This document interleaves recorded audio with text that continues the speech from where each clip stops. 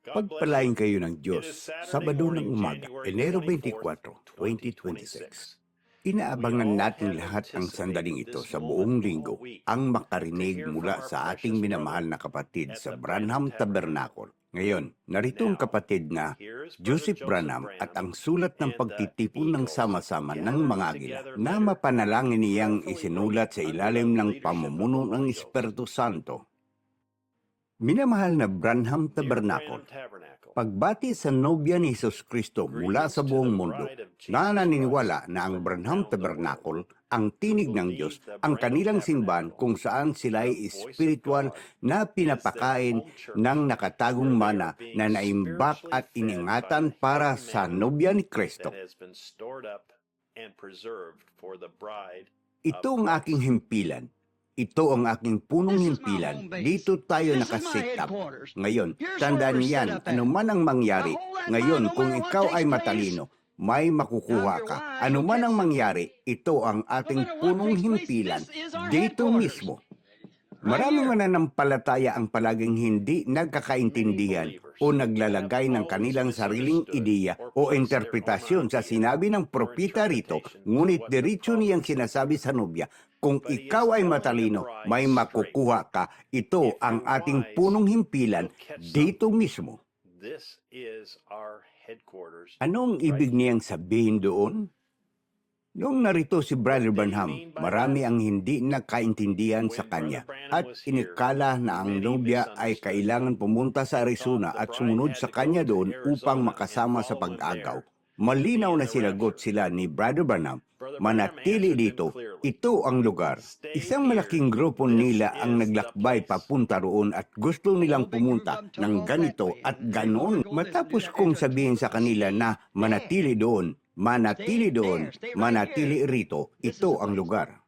Ang mga tao ay naglakbay mula sa lahat ng dako sa Estados Unidos upang pumunta sa Arizona. Ngunit malinaw niyang sinabi sa kanila, manatili rito, ito ang lugar. Manatili sa Jeffersonville? Iyon ang sinabi niya. Ang aking pahayag ay ang Diyos na nagsasalita sa pamagitan ng kanyang propita at sinasabi sa mga tao, manatili sa mga tape, iyon ang lugar. Labis siyang nagalit at sinabing kailangan niyang gumawa ng isang bagay sa lahat ng mga taong iyon. Ano ang dapat niyang gawin? Saan simbahan niya sila ipapadala? Saan sila dapat pumunta? Ano ang sinabi ni Brother Branham na dapat niyang gawin? Kaya ngayon kailangan kong ibalik ang mga batang iyon dito para makakain. Naroon sila sa desert na nagugutom. Hindi niya sinabi na kakailanganin nilang pumunta sa isang lokal na simbahan at kumuha ng kung anong maliit na piraso ng pagkain ang maaari nilang kainin. Sinabi niya na dapat niyang silang ibalik dito para makakain, kung hindi ay magugutom hanggang mamamatay. Ang aking pahayag, mga kaibigan, ngayon, huwag na natin siyang intindihin muli o sabihin ng isang bagay na hindi niya sinabi. Sa pagsasabing, nais ni kapatid na Branham na ang bawat mananampalataya ay lumipat sa Jeffersonville upang maging nobya. Kilala ni kapatid na Branham ang lahat ng mga taong iyon. Ang bawat mananampalataya mula sa buong mundo ay hindi maaring lumipat at manirahan sa Jeffersonville. Imposible iyon. Kaya anong ibig niyang sabihin? Pinag-iisa niya ang nobya ni Kristo sa paligid ng mga tape na naitala at inimbak para sa nobya upang pakainin. Ang mensaheng ito, ang tinig na ito, ay ang sinasalitang salita ng Diyos para sa ngayon. At ito ang mag-iisa at magpapaperpekto sa nobya ni Hesus Kristo. Ang sariwang karne ang siyang kinakain ng mga agila. Ngayon, ang isang agila ay itinuturing sa Biblia isang propita. Ang isang propita ay isang agila. Diyos, tinatawag ng Diyos ang kanyang sarili na isang agila at tayo ay mga agila. Kung gayon, ang mga mananampalataya, nakita mo? At ano ang sariwang karne na kanilang kinakain ay ang salita. Saan man naroon ang salita, ang tunay na kalikasan ng ibon ay magpapakita ng sarili nito. Nasaan ang dalisay? Pinagtibay. Walang mga hindi pagkakaunawaan. Ganito ang sabi ng Panginoon, salita para sa araw na ito, iisa lamang ang lugar, ang mga tape. Mari akong magpatuloy ng magpatuloy, sipiin por sipi, ngunit ang mensaheng ito at ang sinabi ni kapatid na Branham ay kumukuha ng isang pahayag mula sa Diyos. Dapat nating basahin ang pagitan ng mga linya sa pamagitan ng pahayag, ngunit sabihin ang sinabi niya sapagkat ito ang dalisay na salita. Tanong at mga sagot para sa araw na ito at ang aking pinapaniniwalaan. Sa ngayon maraming ministro ang nagsasabi sa mga tao na sa pamagitan ng pagkakaroon ng home tape church ay wala na tayo sa salita. At sa sinabi ni kapatid na Branham na gawin, pakiramdam nila ay dapat tayong pumunta sa tinatawag nilang simbahan. Tunay ngang maraming sipi kung saan malinaw na sinasabi ito ni kapatid na Branham. Ngayon, pumunta ka sa isang magandang Full Gospel Church at kumuha ng simbahan para sa iyong tahanan. At naniniwala ako diyan ng buong puso dahil sinabi niya, ngunit naniniwala ako na ginagawa natin iyan sa pamagitan ng pagkaroon ng home tape church. Hindi mahalaga sa Panginoon ang ating lokasyon.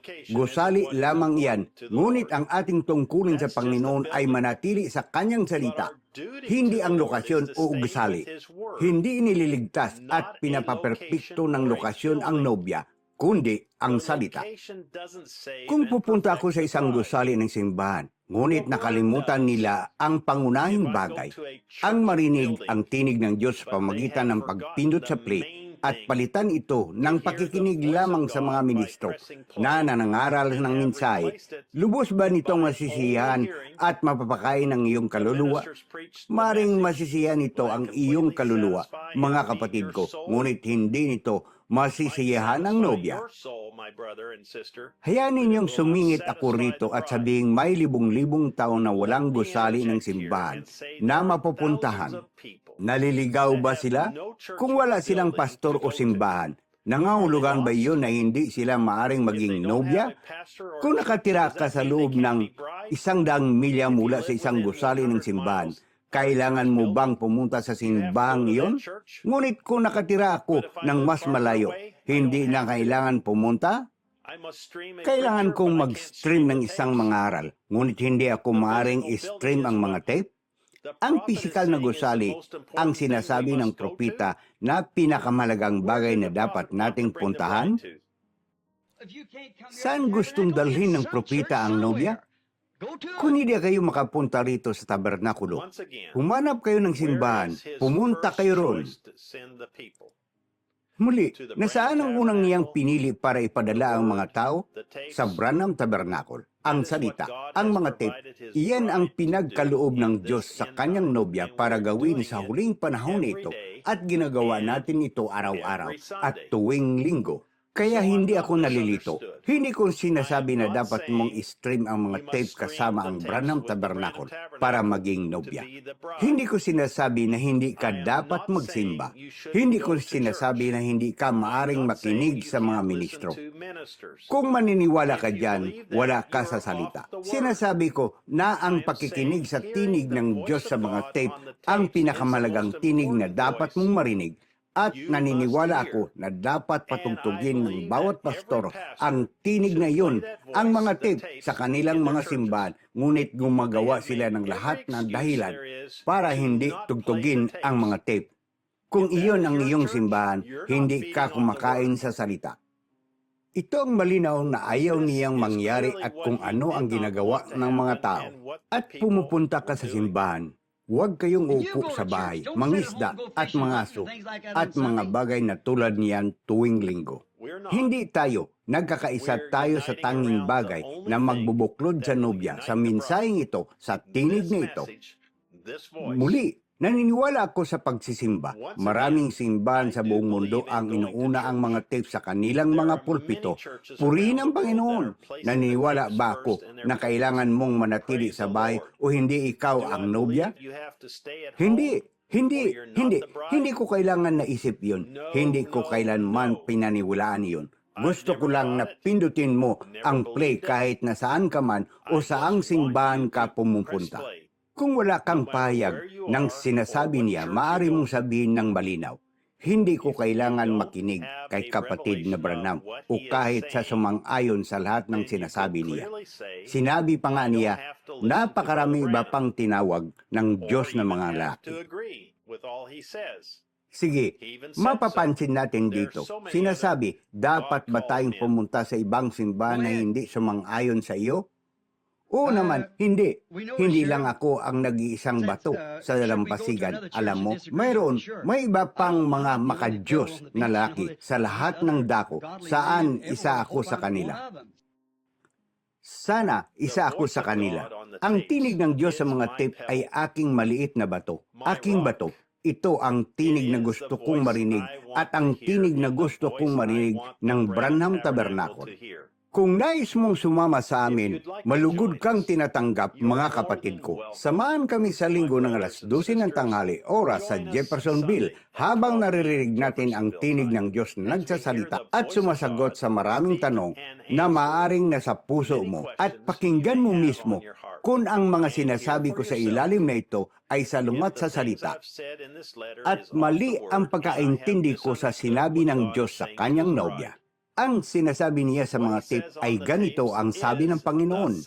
Hindi ang sinasabi ko, ang sinasabi niya o ang pinaniwalaan kong sinasabi niya at tanging ang Diyos lamang ang makapagbibigay sa iyo ng tunay na pahayag. Kapatid na Joseph Branham, ang mga sermon tuwing linggo ay makukuha sa hanggang 56 na wika at ang sulat ng pagtitipon ng sama-sama ng mga gila at mga audio preliminary mula 2015 ay makukuha dahil sa suporta ng mga bukas palad na kontribusyon ng mga kapatid sa Sierra Vista Fellowship sa hanggang 30 wika na nakapost sa website ng Sierra Vista www.sbfellowship.info. Ang Branham Tabernacle ay makukuha sa siyam na wika simula noong 2016 sa www.branhamtabernacle.org 64-0823M. Mga tanong at mga sagot. Number 1. Reverend William Marion Branham. Hanggang sa muli, pagpalain kayo ng Diyos at Shalom!